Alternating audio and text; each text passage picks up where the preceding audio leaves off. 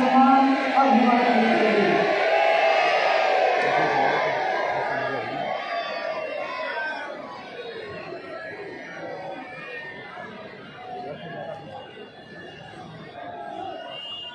गुरु महाराज के श्री चरणों में श्रद्धा सुमन अर्पित करके दया कृपा की याचना कर दे पूज्य महाराज जी। नहीं माला ले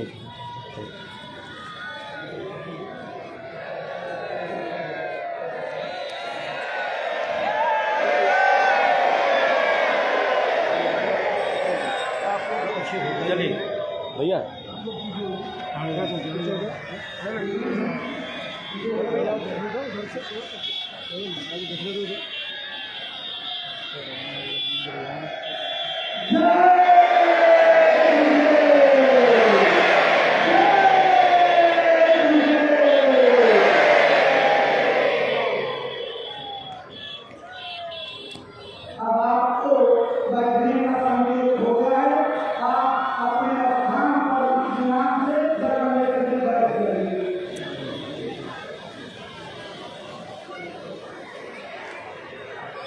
सम्मानित प्रेमी भाई बहनों, आज होली का पावन महापर्व है और गुरु महाराज के दरबार में आप सब लोग अपनी आत्मा के कल्याण का लक्ष्य लेकर के गुरु महाराज की शरण में उपस्थित हुए।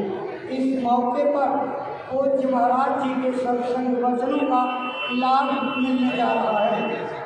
आज पूज्य महाराज जी के पावन चरण कमलों में आप प्रेमियों की तरफ से बेनती और प्रार्थना नम्रता पूर्वक करते हैं कि आप संकल्प बना करके गुरु महाराज की दया कृपा का संदेश जो लेकर के मंच पर पधारे हुए हैं, अपनी कृपा की अमूल्य वाणी से, अपने अमृत वचनों से प्रेमी भाई बहनों को सुनाने समझाने की कृपा करें, ताकि हम प्रेमी भाई बहन आपकी वचन वाणियों से प्रेरणा लेकर के जीवन के लक्ष्य को याद करते हुए अपने कर्तव्यों का पालन कर सकें और अमल करके अपने मानव जीवन को, परमार्थ को सफल, सार्थक और कामयाब बना सकें।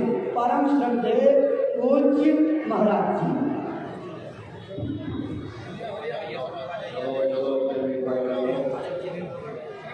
अपने अपने काम से आप लोग निकल करके सत्संग मैदान में जाने के लिए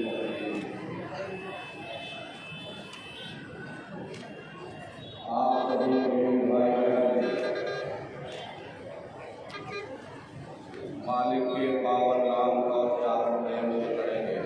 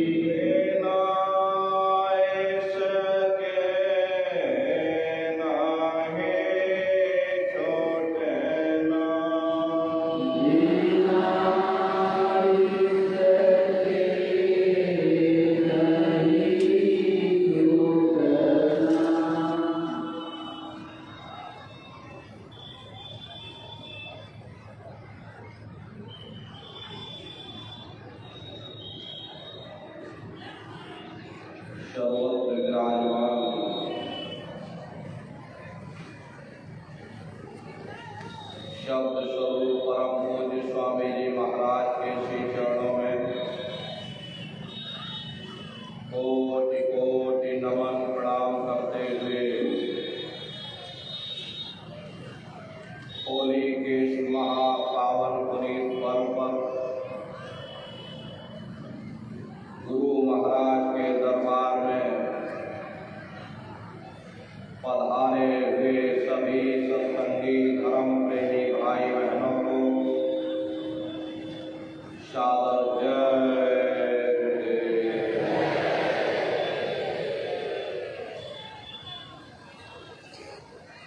प्रेमी भाई बहनों, आज होली का ये महापावन पुनीत पर्व है। हमारे भारत देश में ये सभी तीज और त्योहार इस मकसद और उद्देश्य से मनाए जाते हैं ताकि हमारा आध्यात्मिक लक्ष्य, हमारी जीवात्मा का कल्याण, जो कि हमारे जीवन का मूल ध्येय है, कहीं हम उसे भूल न जाए। इसीलिए हर पखवाड़े में, हर महीने, हर सप्ताह में हमारे भारत देश में कोई ना कोई तीज त्योहार बराबर आते रहते हैं, जिसका मूल उद्देश्य होता है कि हम उस परमेश्वर की सत्ता से धीरे धीरे नजदीक पहुँचे, जहाँ हमको सच्चा सुख और सच्ची शांति प्राप्त हो सके। आज के समय और आज की परिस्थितियों को देखते हुए हम आप ये भूल चुके हैं कि आखिर ये मानव तन हमको क्यों मिला, क्या इसका उद्देश्य है, मरने के बाद हम कहाँ जाएंगे। यदि महापुरुषों के चंद शब्दों को हम लोग याद रखते तो निश्चय ही हम अपने जीवन के लक्ष्य का पता पा जाते, अपनी जीवात्मा को परमात्मा के साथ मिलाते और प्रभु के साथ मिल करके उस आराम और चैन को पा जाते जो इस जड़ दुनिया में, इस जड़ संसार में नहीं मिलता। हम आप इस जड़ संसार में सुख की खोज में रात दिन भटकते रहते हैं, परंतु वह सच्चा सुख और सच्चा प्रेम हमारे आप के अंदर है, ना कि बाहर। प्रेमी भाई बहनों, अगर सुख पाना चाहते हो, अगर वास्तव में सच्ची शांति पाना चाहते हो, तो जरा अपने अंदर झांक करके देखो। तुम्हारे अंदर अंड खंड ब्रह्मांड है, स्वयं परमात्मा तुम्हारे अंदर विराजमान है। हम लोग अंदर जा करके परमात्मा की खोज नहीं करते, दुनिया में बाहर सुख और शांति के लिए रात दिन भटकते फिरते। ये जो मानव तन आपको मिला हुआ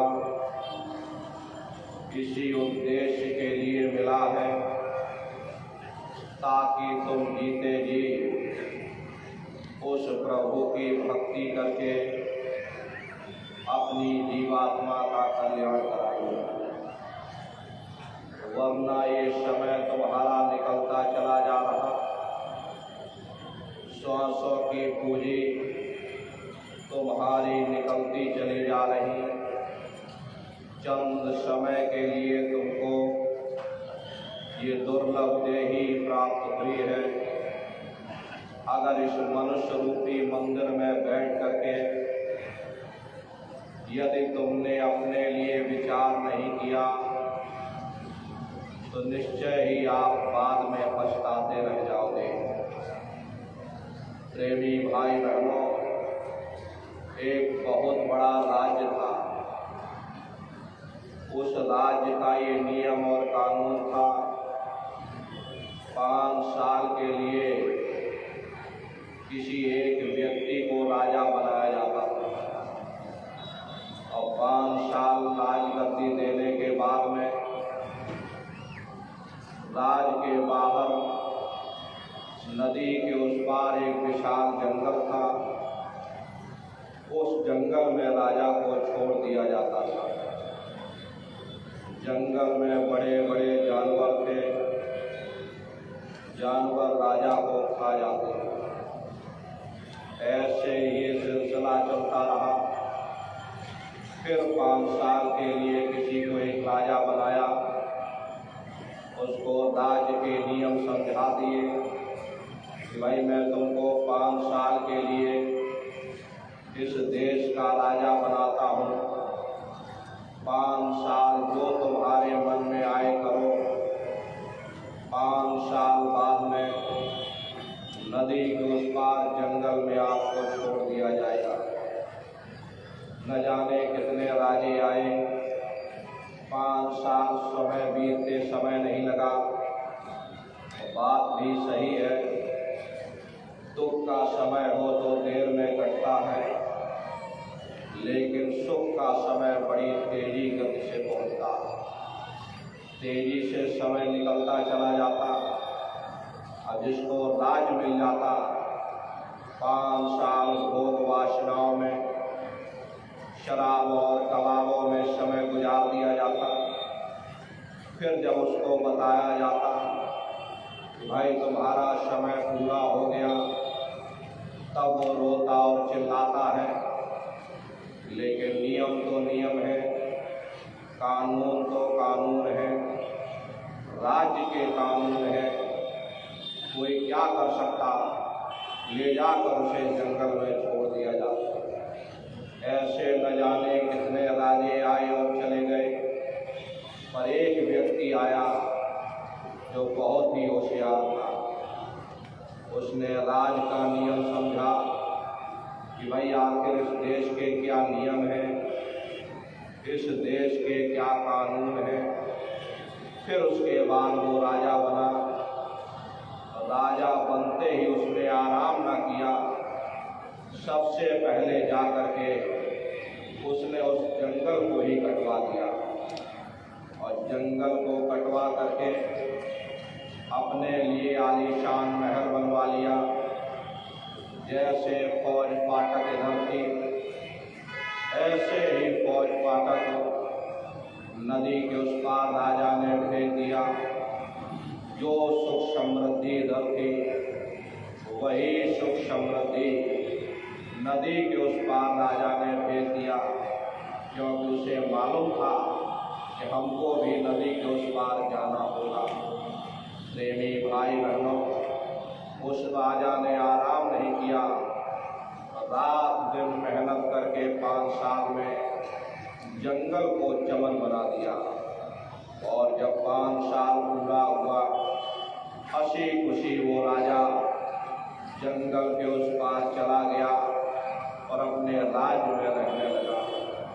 प्रेमी भाई बहनों, हम लोगों को भी ये मनुष्य रूपी महल मिला हुआ, मनुष्य शरीर रूपी महल कुछ समय के लिए तुमको मिला, लेकिन इस महल में बैठ करके तुम रात दिन मोह माया में, शराब और कबाबों में अपने समय को गुजारते चले जा रहे। तुम विचार ही नहीं कर रहे हो। एक दिन इस महल को छोड़कर तुमको जाना है। कहाँ जाना है, कैसे जाना है, क्या करना है। जहाँ जाओगे वहाँ कोई झोपड़ा बनाया कि नहीं बनाया, कोई महल तुमने बनाया कि नहीं बनाया। रात दिन यहाँ पर अपने समय को तुम व्यर्थ में बर्बाद करते चले जा रहे हो। प्रेमी भाई बहनों, ये श्वासों की पूंजी तुम बर्बाद कर रहे हो, इसे व्यर्थ में बर्बाद मत करो। चंद समय के लिए तुमको ये मानव तन दिया गया। अगर अब की बार मौके से चूक गए, अब की बार इस मनुष्य रूपी महल में बैठ करके तुमने अपनी जीवात्मा का कल्याण नहीं किया, तो निश्चय ही तुम्हारी जीवात्मा नरकों और चौरासियों में भटकती रह जाएगी। फिर क्या पता ये मानव तन तुमको मिले न मिले। इसलिए प्रेमी भाई बहनों, अहो भाग्य है आपका, आपको ये मानव तन मिला हुआ। इस मनुष्य रूपी मंदिर में बैठ करके हमको आपको ये विचार करना चाहिए कि आखिर ये मानव तन हमको क्यों मिला है, क्या इसका उद्देश्य है, और मरने के बाद हम कहाँ जाएंगे। इन 3 प्रश्नों की जानकारी हर एक प्रेमी भाई बहनों, हर किसी व्यक्ति को, हर किसी इंसान को होना चाहिए कि भाई आखिर हम मनुष्य शरीर में आए हैं, तो इस मनुष्य शरीर में बैठ करके हम क्या करें, कैसे परमात्मा को प्राप्त करें, हमारा उद्देश्य क्या है, हम कहाँ से आए हैं। ये सभी बातों की जानकारी आपको सत्संग के माध्यम से होगी। तो प्रेमी भाई बहनों, आप लोग बड़े ध्यान से सुनिएगा। आपको पूरा सिलसिलेवार तरीके से बताया जाएगा। बहुत से नए प्रेमी भाई बहन भी आए हुए, अच्छी तरह से समझोगे तभी आपकी कुछ समझ में आने वाला। आपको अच्छी तरह से बताया जाएगा भाई आखिर आप हो कौन, आप कहाँ से आए हो, आपको जाना कहाँ है, क्या आपके मानव जीवन का उद्देश्य है। प्रेमी भाई बहनों, जब यहाँ न धरती थी, न सूरज चांद सितारे, न जमीन न आसमान, न देवी न देवता, जब कहीं कुछ नहीं था, तो एक अनिया नामा अविसच्चिदानंद प्रभु धामा, एक अनीय अनामी महाप्रभु अपने अनामी धाम में अखंड राज किया करते थे। उस मालिक की मौज मर्जी हुई तो उन्होंने 3 लोक का विस्तार किया, यानी अगम लोक, अलग लोक और सतलोक।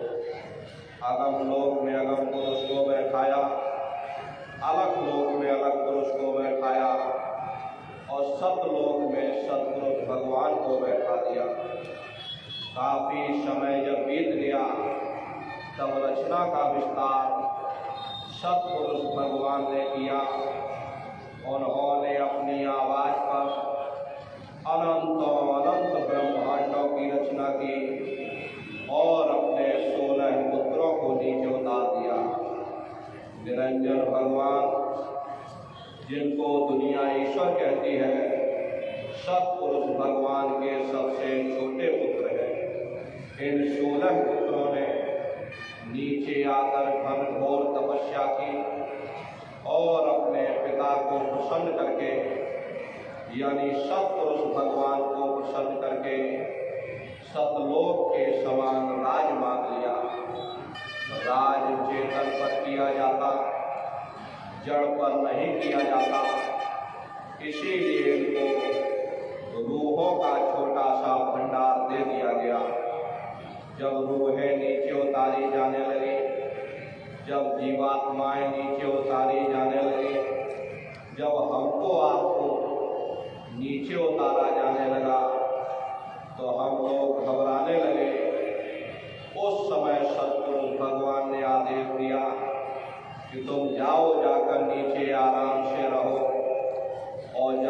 समय पूरा होगा तब तुम वापस चले आना।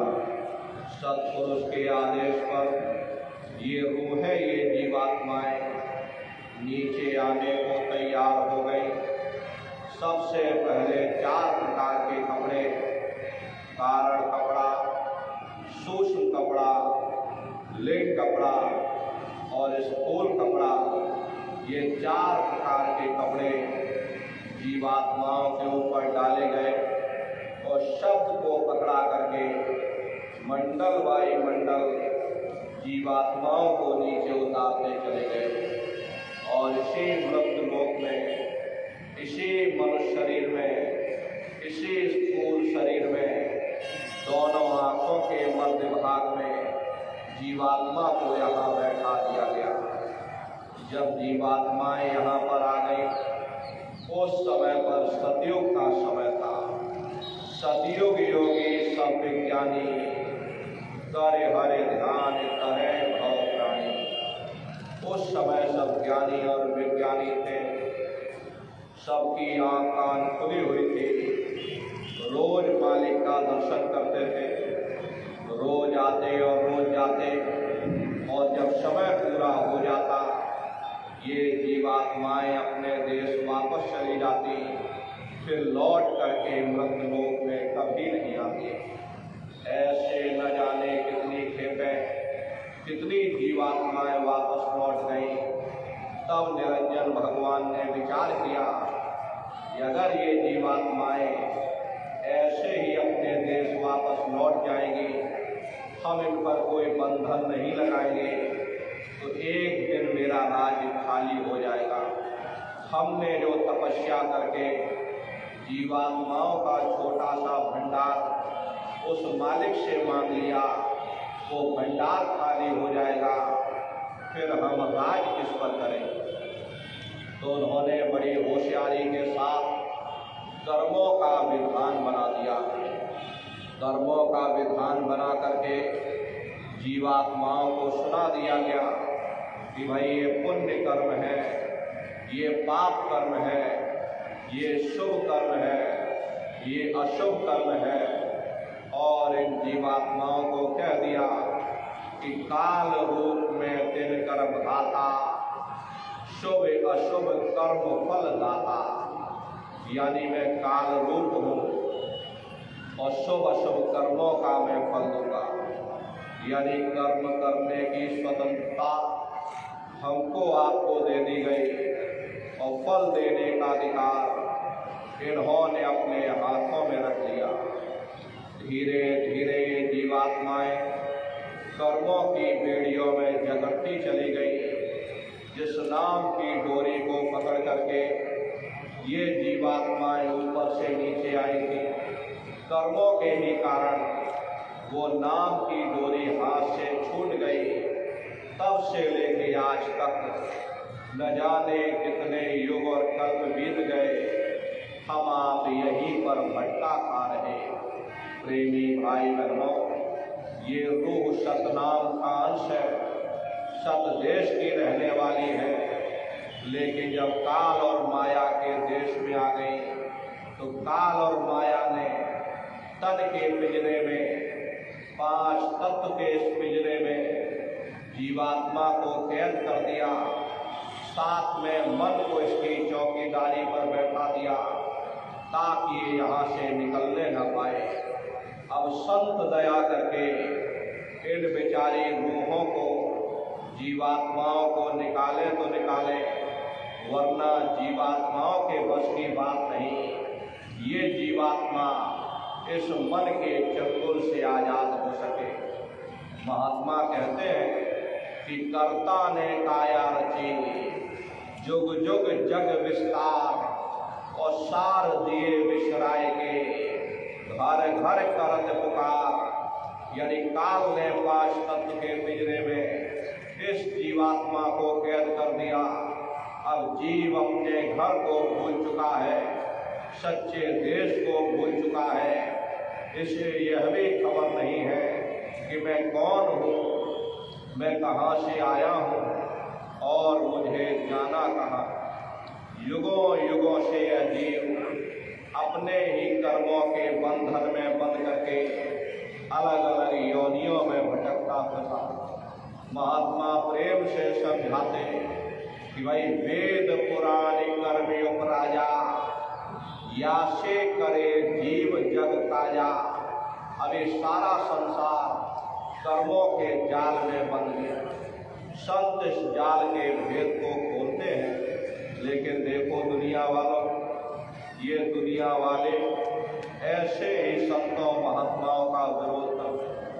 वाल्मीकि महाराज ने राम के पैदा होने के 10,000 साल पहले ही पूरी रामायण बनाकर रख दी थी कि भाई तुम्हारे अंदर राम है, तुम्हारे अंदर रावण है, सब कुछ तुम्हारे अंदर है। काल भगवान ने देखा किसने तो मेरा भेद उजागर कर दिया, भेद ही उजागर कर दिया। उन्होंने बड़ी होशियारी के साथ बाहर ही राम बना दिया, बाहर ही रावण बना दिया, ताकि कोई अंदर ना आने पावे, कोई मेरे भेद को न जानने पावे। सब बाहर ही बाहर भटकते रह गए। प्रेमी भाई बहनों, संत दयाल होते हैं, दया के सागर होते हैं। वे चाहते हैं कि सब जीवों को पार कर दिया जाए, लेकिन काल ने ही ऐसा जाल डाल रखा कि कोई भी जीव संतों महात्माओं की वचनवाणी को सुनने और मानने के लिए तैयार ही नहीं। यदि किसी साधक ने मेहनत करके अंदर जाने की कोशिश की तो काल ने उसे वहीं पर रोक दिया। किसी को रिद्धि और सिद्धि देकर बहला दिया, किसी को स्वर्ग की तृष्णा दे दी, किसी को वैकुंठ धाम दे दिया। और यदि साधक फिर भी नहीं माना तो माया ने उसे गिरा दिया। यानी कोई ना कोई विषय विकार लगा करके साधक को नीचे गिरा दिया। महात्मा प्रेम से समझाते हैं कि कर्ता कर्म किया विस्तारा, 184 रूप सवारा, काल्य परवल जाल पसारा, उन सब जीव घेर कर मारा। काल ने जीवों को घेरने के लिए ही ये 84 लाख योनियां बनाई और इन योनियों में इन बेचारी रूहों को, इन जीवात्माओं को कैद कर दिया। ये बड़ा ही जबरदस्त जाल है। बड़े बड़े ऋषि मुनि, बड़े बड़े पीर पैगंबर औलिया काल के जाल में फंसकर धोखा खा गए। कृष्ण भगवान ने उद्धव से कहा कि हे उद्धव, ये जो तुम चीटा देख रहे हो ये कई बार इंद्र बन चुका। बताओ प्रेमी भाई बहनों, जब स्वर्गों का राजा इंद्र वह अपने कर्मों के कारण चीटा बन सकता, तो हम दुनिया के जीवों का क्या हाल होगा, हम लोग कभी विचार नहीं कर पाते। महात्मा प्रेम से समझाते हैं कि कर्म कलंदर आप नचावे और बाजी लाए जीव भटकावे। जिस प्रकार से मदारी बंदर को घर घर नचाता, ठीक उसी प्रकार से जीवात्माओं को उसके अपने कर्म नचा रहे। अच्छा कर्म आ गया, जीव सुखी हो गया, बुरा कर्म आ गया, जीव दुखी हो गया। युगों युगों से यह जीव अपने ही कर्मों के बंधन में बंध करके अलग अलग योनियों में बंदर की तरह नाच रहा। कोई दाव नहीं मार्ग पावे, घर घर दे ही जन्म सिरावे। काल ने जीवों के निकलने के लिए कोई दाव नहीं छोड़ा, कोई रास्ता नहीं छोड़ा। अगर कोई रास्ता है तो वह संतों की शरण है, क्योंकि प्रेमी भाई बहनों, कर्म करने से मुक्ति नहीं मिल सकती, चाहे वो अच्छा कर्म हो या चाहे वो बुरा कर्म हो। यदि बुरे कर्म लोहे की जंजीर है तो अच्छे कर्म भी सोने की बेड़ियां है।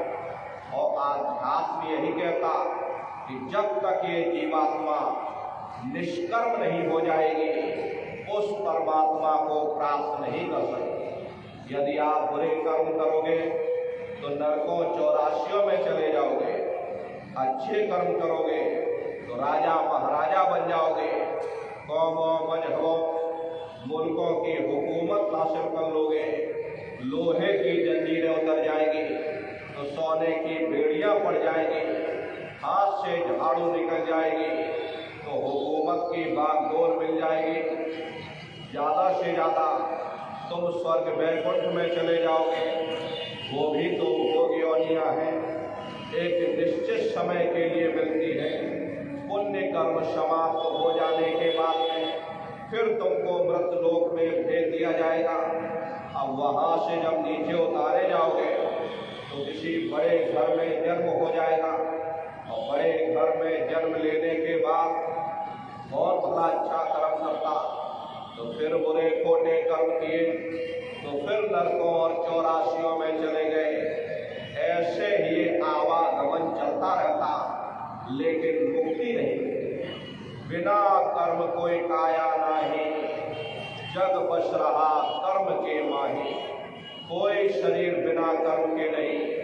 ये सूरज चांद सितारे, ये जमीन और ये आसमान, ये देवी और ये देवता, ये सब कर्मों के ही अधीन है। कर्म होते हैं तो काया बनती है, और जब काया बनती है तो कोई ना कोई कर्म ही बन जाते। ये एक दूसरे पर सब आश्रित है, एक के बगैर दूसरा हो ही नहीं सकता। जिस दिन से दुनिया बनी है ये कर्मों का अटल कानून चला रहा। युग बदलते रहते हैं, समय बदलता रहता है, लेकिन ये कर्मों का कानून नहीं बदलता। कर्म भूत सब जग को लागा, या से बचे नहीं कोई जागा। कर्मों का ये भूत सारे संसार के जीवों को लगा हुआ। कर्मों के वशीभूत होकर के ये मनुष्य बार बार जन्म लेता और मरता, जन्म लेने और मरने की पीड़ा सहता। प्रेमी भाई बहनों, कोई मामूली पीड़ा नहीं। लिखा गया कि जन्मत मरत दुषय दुख हुई। जन्मते और मरते समय घनघोर पीड़ा होती है। जब बच्चा माँ के गर्भ से जन्म लेता है, एक साथ लाखों सुइयां चुभो दी जाए, उससे भी करोड़ों गुना ज्यादा उस समय पर दर्द होता। बच्चा रोता और चिल्लाता रहता। देखो कैसे बच्चा अपने जीवन काल के समय को व्यर्थ में बर्बाद कर देता। जब बच्चा माँ के गर्भ में उल्टा लटका रहता, उस समय परमात्मा से अरदास करता, क्योंकि उस समय पूरा होश होता है, बच्चे को सब दिखाई और सुनाई पड़ता रहता। उस समय मालिक से वो बच्चा प्रार्थना करता कि हे मालिक, मुझे एक बार मनुष्य शरीर दे, हम भजन करेंगे, भक्ति करेंगे, हम अपनी जीवात्मा का कल्याण करेंगे। प्रेमी भाई बहनों, मालिक दया कृपा करके उसको ये मौका दे देते, और बच्चा जब माँ के गर्भ से बाहर निकलता तो मुख बोले ना शैल चलावे, काहू दुख अपना न जनावे। उस समय प्रेमी भाई बहनों, माया का महीन बारीक पर्दा बच्चे के ऊपर पड़ जाता। गर्भ में किए हुए सभी वादों को बच्चा भूल जाता है, और जैसे ही जन्म लेता तो बच्चा रोने और चिल्लाने लगता। दुख में रोवे अति बिल्लावे, और मात पिता बुद्धि काम नावे। जब बच्चे को तकलीफ होती है तो बच्चा रोता और चिल्लाता, और रोने और चिल्लाने के सिवाय बच्चे के पास कोई दूसरा हथियार भी नहीं। उसे धूप में लिटा दो, बच्चा धूप में पड़ा हो, छाँव में लिटा दो, छाँव में, गर्मी लगती, सर्दी लगती, लेकिन वे अपने मुख से न बोल पाता, न बता पाता, सिर्फ रोता और चिल्लाता है। रोने के सिवाय उस बच्चे के पास कोई दूसरा हथियार नहीं। कहते भाई दुख में रोवे अति बिल्लावे, और मात पिता बुद्धि काम ना आवे। जब बच्चा रोता है, माँ बाप की बुद्धि काम नहीं करती। मेरा बच्चा क्यों रो रहा, क्या इसकी तकलीफ है, क्या इसकी पीड़ा है। पेट में दर्द होता है, सिर दर्द की दवा दे दी जाती, और सिर में दर्द होता, पेट दर्द की दवा दे दी जाती। कहते भाई बालपना से दुख में बीता, और और भई किशोर खेल मत लीता, ऐसे ही बालिका रोते और चिल्लाते गुजरता चला जाता और बच्चा किशोरावस्था में पहुंच जाता। प्रेमी भाई बहनों, हाथ पैर से वो बच्चा चलने फिरने, दौड़ने और भागने लग जाता, अपने सुख और दुख को बयान करने लग जाता।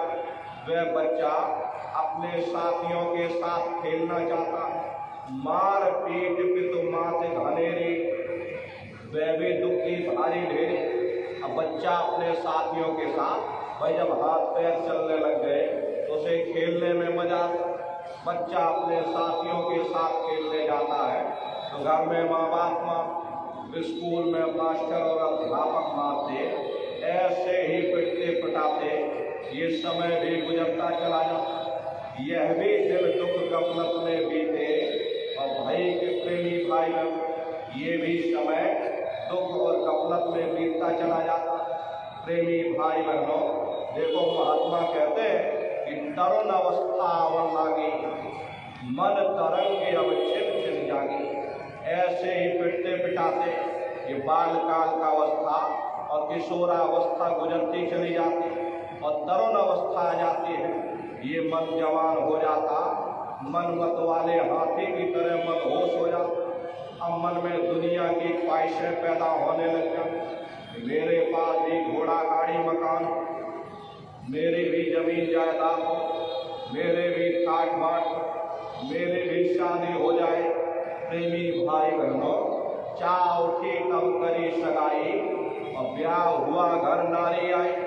जब इसके अंदर चाह उठी तो इसकी शादी भी हुई।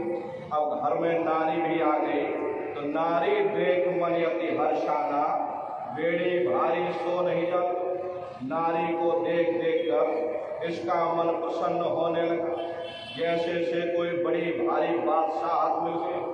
कहाँ ये मनुष्य, ये जीवात्मा जब माँ के गर्भ में उल्टी लगती थी उस समय परमात्मा से अरदास करती थी कि हे परमात्मा, मुझे एक बार मौका दे दो, एक बार मुझको मनुष्य शरीर दे।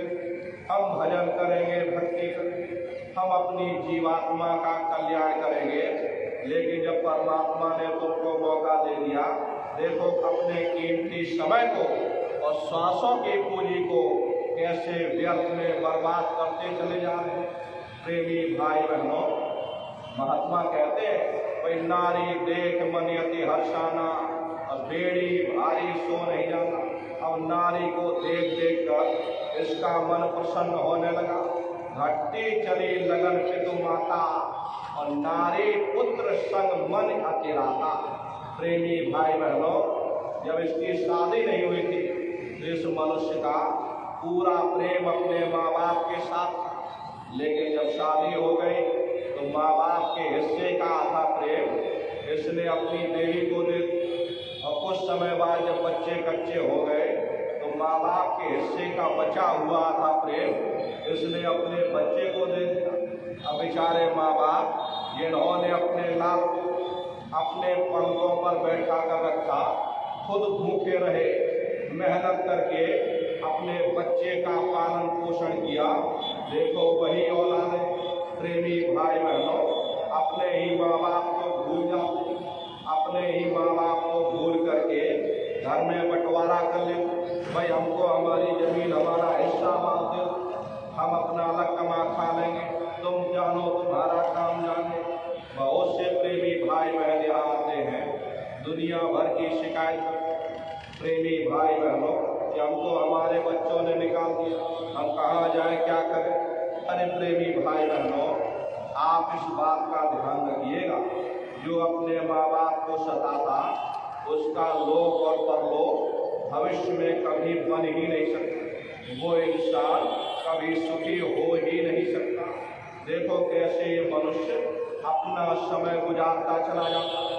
प्रेमी भाई बहनों, महात्मा कहते हैं स्वान समान करे गति अपनी और धन का सुमरन धन की जपनी।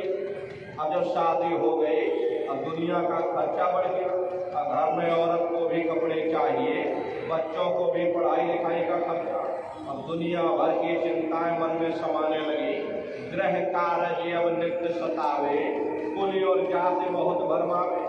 धीरे धीरे घर के कार्य सताने लगे, घर की चिंताएं सताने लगी कि कैसे भी पालन पोषण किया जाए, क्या किया जाए, कहीं नौकरी की जाए, कहीं खेती बाड़ी की जाए।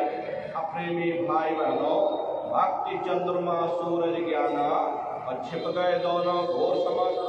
इस घोर अंधकार में अब न ज्ञान का सूरज दिखाई देता, न भक्ति का चंद्रमा दिखाई देता। प्रेमी भाई बहनों, न भजन किया, न ध्यान किया, न सुमरन किया। जैसे कुत्ता बिल्ली अपना पेट भर के चले जाते, ऐसे ये मनुष्य अपने कीमती समय को और श्वासों की पूंजी को मोह माया के संसार में व्यर्थ गवाता चला जाता। और प्रेमी भाई बहनों, धीरे धीरे जवानी की अवस्था भी समाप्त होती चली जाती। बुद्धिहीन बलहीन हो और वर्षा तन से होए, नैन नीर मुख नाशका और बहन लगे जसो। प्रेमी भाई बहनों, बुढ़ापे की अवस्था आ जाती है, धीरे धीरे बुढ़ापा भी आ जाता है। और बुढ़ापा जब आ जाता तो वही नाती पोता पंथी संती अब उसकी बात नहीं सुनते। अब इसको बातों को नहीं सुनते तो मन में खटकती है, देखो हमने अपनी पूरी उम्र अपने बच्चों के लिए, अपनी नाती पोता पंथी संती के लिए गुजार दिया, आज वही हमारी बात नहीं सुनते। उस समय पर पछतावा होता है, उस समय पर दिल दुखी होता। अब क्या करें, अब न भजन किया जा सकता है, न ध्यान किया जा सकता और न सुमरन किया जा सकता। लोक गया पर लोक गवाया, लोक और परलोक। अगर भजन ध्यान सुमरन करते, लोक भी बन जाता, परलोक भी बन जाता। अरे महात्मा ये नहीं कहते कि तुम गृहस्थ आश्रम में मत रहो। अरे महात्मा तो कहते कि हमेशा गृहस्थ आश्रम में रहो, मेहनत और ईमानदारी से काम करना। प्रेमी भाई बहनों, और समय निकाल करके तुम भजन ध्यान सुमरन अपनी जीवात्मा का कल्याण करो। अरे महात्माओं ने कभी नहीं कहा कि तुम जंगलों में चले जाओ, तुम पहाड़ों में चले जाओ या तुम साधु बन जाओ। प्रेमी भाई बहनों, महात्माओं ने हमेशा यही शिक्षा दी, अपने बाल बच्चों के साथ अपने मेहनत ईमानदारी से काम करो, अपने घर गृहस्थी में रहो और रह करके अपनी जीवात्मा का कल्याण करो। संसार में रहो लेकिन संसार में फंसो मत। अगर संसार में फंस जाओगे तो लोक और परलोक दोनों चला जाएगा। जैसे एक मक्खी होती है, कटोरे में यदि शहद भरा हो, मक्खी आती है और शहद के किनारे बैठ करके और अपने शहद का रस भी ले लेती और सूखे पंख के साथ उड़ भी जाती। यदि वही मक्खी शहद के अंदर बैठ जाए तो उसके पंख शहद से भर जाएंगे और तड़प तड़प कर जान भी दे देंगे। ऐसे ही प्रेमी भाई बहनों, आपको दुनिया में रहना है, गृहस्थ आश्रम में रहना है, संसार में रहना है, संसार के नियमों का पालन करना है, लेकिन संसार में फंसना नहीं है। संसार में रहते हुए अपनी जीवात्मा का कल्याण, जो वादा तुमने मालिक से किया था उस वादे को पूरा करना। लेकिन ऐसा माया का संसार है, आप अपने वादे को ही भूल जाते हैं। सारी उम्र मोह माया के संसार में अपने श्वासों की पूंजी को व्यर्थ के रगड़े झगड़े में गवा देते। हरे प्रेमी भाई बहनों, जहाँ जाओगे फिर बाल बच्चे होंगे और जिस योनि में जाओगे वहाँ भी बाल बच्चे। कहाँ कहाँ तक तुम मोह माया में फैलोगे। इसलिए अब की बात तुमको मालिक ये सुनहरा मौका दिया, लेकिन आप इस मौके का लाभ नहीं उठाओ। देखो अपने समय को, कीमती वक्त को आप बर्बाद करते चले जा रहे हैं। और ये बुढ़ापे का समय आ गया, अब वृद्ध अवस्था आ गई, अब ना भजन हो सकता ना ध्यान हो सकता। अब जिसे अपनी सुध नहीं, वो भजन ध्यान क्या करेगा, वो परमात्मा को याद क्या करेगा। हरे मालिक की याद जवानी की अवस्था में, भजन तो जवानी में ही होता। जिसने भी किया जवानी में किया, विशेष दया कृपा हो गई तो बुढ़ापे पर भी भजन हो जाता। लेकिन प्रेमी भाई बहनों, जितना पहले से लग जाओगे उतना ही अच्छा रहता है। और जैसे बच्चे होते हैं, बच्चे की भाग दौड़ ज़्यादा परिवार तक सीमित होती है।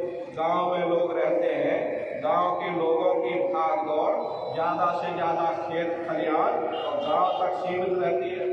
जितना आप फैलाव करोगे उतना ही समेटने में आपको समय लगेगा।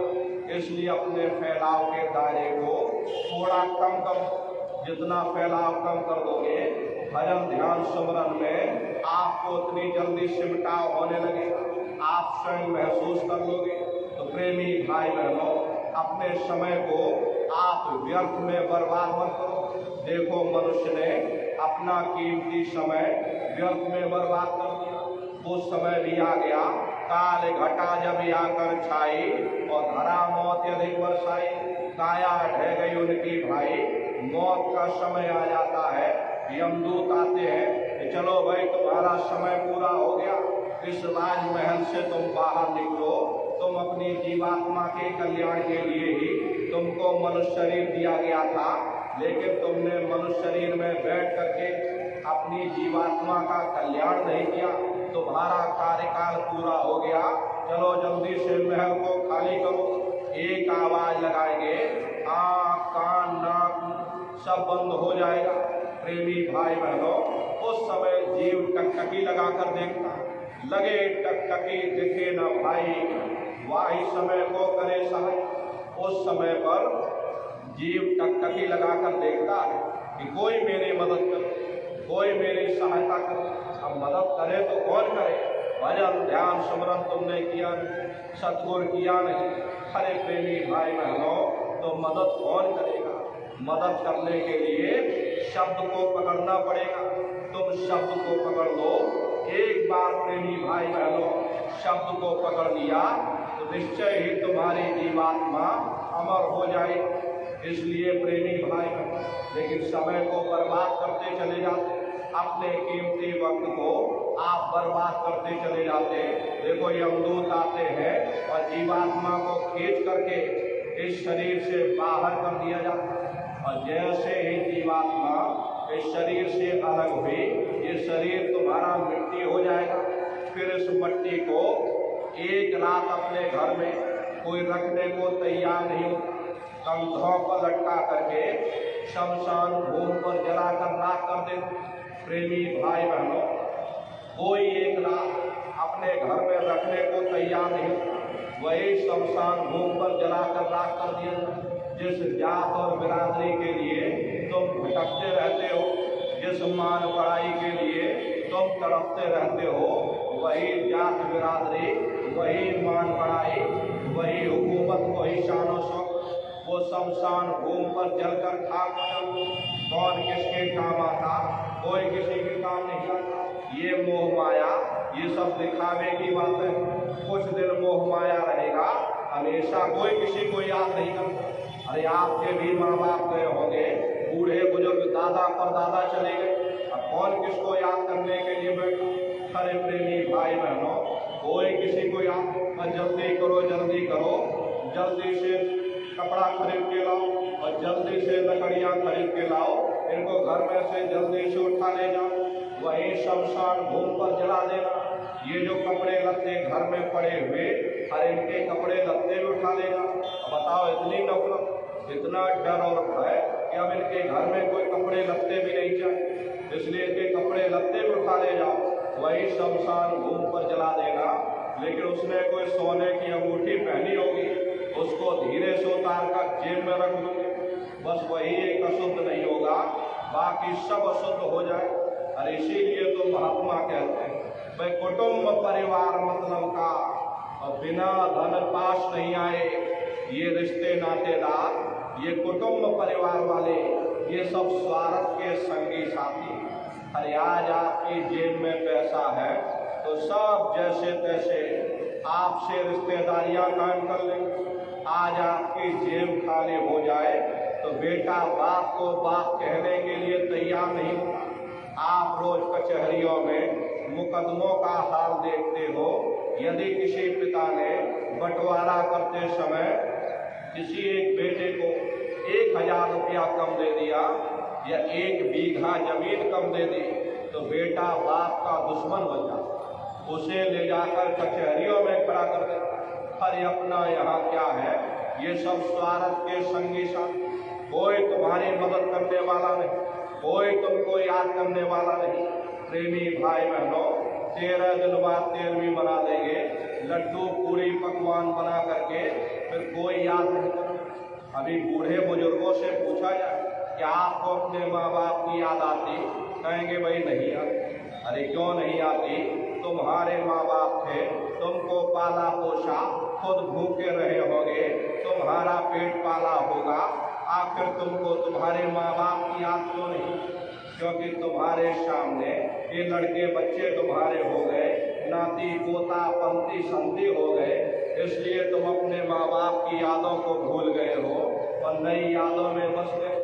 ऐसे ही प्रेमी भाई बहनों, एक दिन सब तुमको भूल जाएगी, तुम्हारी हस्ती ही मिट जाएगी संसार से, सब पड़ा रह जाएगा।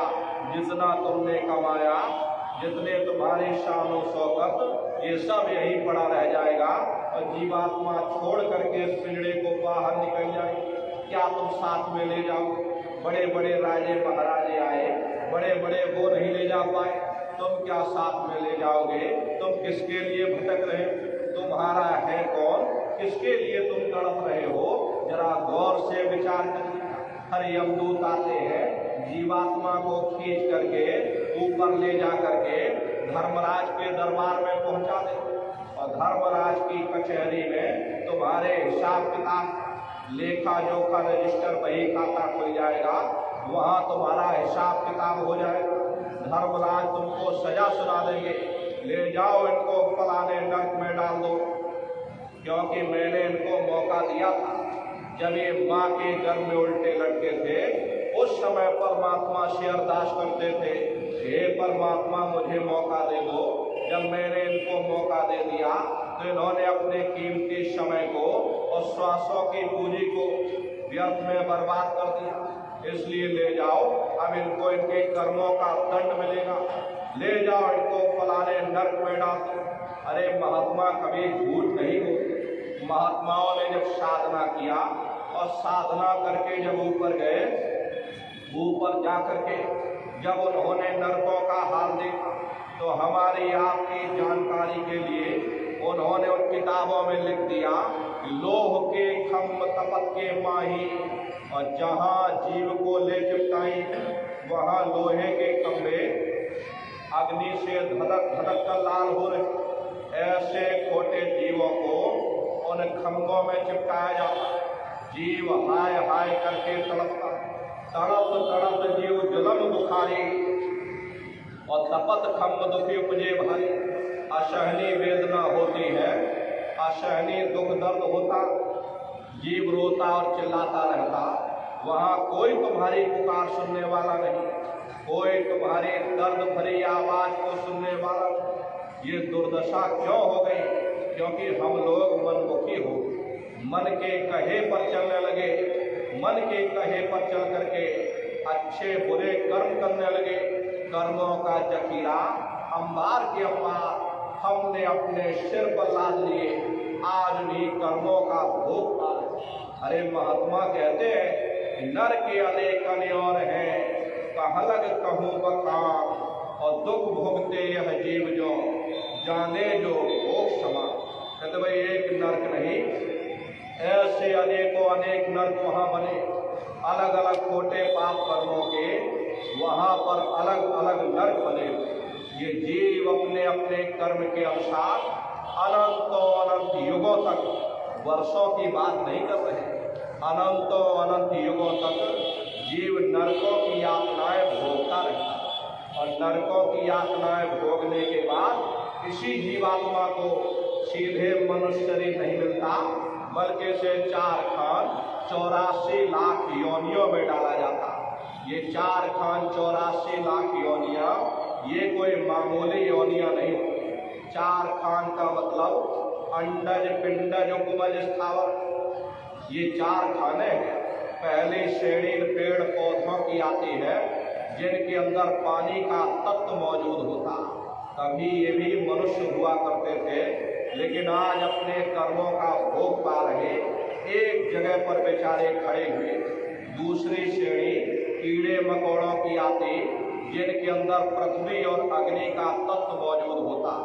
तीसरी श्रेणी परिंदों की आती, चौथी चौपाए जानवरों की आती है और पांचवी स्वयं इंसान की आती, जिसके अंदर पांचों तत्व जल पृथ्वी अग्नि वायु आकाश पांचों तत्व मौजूद होते। प्रेमी भाई बहनों, इनकी अलग अलग कुल 84 लाख योनियां होती हैं।